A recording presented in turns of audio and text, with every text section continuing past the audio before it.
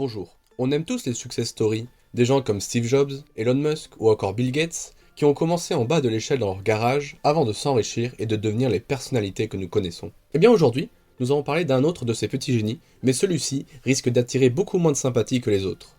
On va parler de Max Hayden, un adolescent de 16 ans devenu millionnaire en revendant des PS5. Pour poser le contexte, le monde entier est frappé par une pandémie entraînant de grands bouleversements économiques.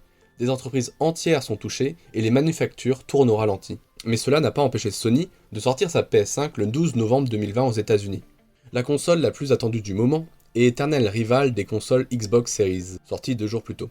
Et, à l'instar de la sortie de la PlayStation 2 dans le monde, la PlayStation 5 a été victime de son succès, et les stocks, trop peu nombreux, n'ont pas suffi à combler les joueurs du monde entier. En plus, la pandémie empêche les usines de fonctionner normalement, et donc les PS5 arrivent au compte-gouttes dans les magasins et sont vendus dans les premières minutes après l'ouverture. C'est dans ce contexte qu'arrive Max Hayden, un jeune américain de 16 ans qui est devenu un scalper.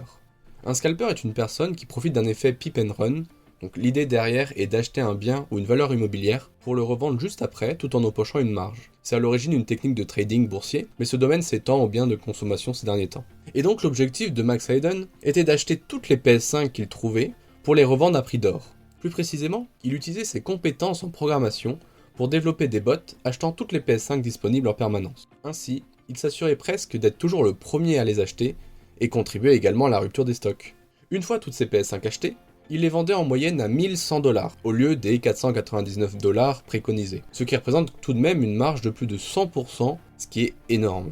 Son succès est tel que Max Hayden a délocalisé son activité qui se trouvait dans son garage pour louer un entrepôt et payer le service de 2 employés pour continuer à se développer. Il prévoit d'ailleurs, lorsque son business ne pourra plus fonctionner avec les PS5, de s'orienter vers les cartes Pokémon, les sneakers ou encore tout objet de luxe. Alors, bien que cette activité soit légale aux yeux de la loi, elle est souvent pointée du doigt comme étant peu éthique. En effet, de nombreux consommateurs décrivent cette technique qui gonfle énormément le prix des consoles sur le marché et les rend inaccessibles pour certains. Cette activité a même eu des conséquences pour certains, comme un scalper qui s'est fait braquer à l'arme à feu ses 43 PS5. Il faut dire que cette histoire peut être vue comme une définition même du karma, car le scalper en question s'était vanté publiquement de son stock sur Twitter. Fun fact, le vendeur a lui-même revendu les PlayStation 5, mais pour des poignées de dollars pour ceux qui n'avaient pas eu leur console à cause de précommandes annulées.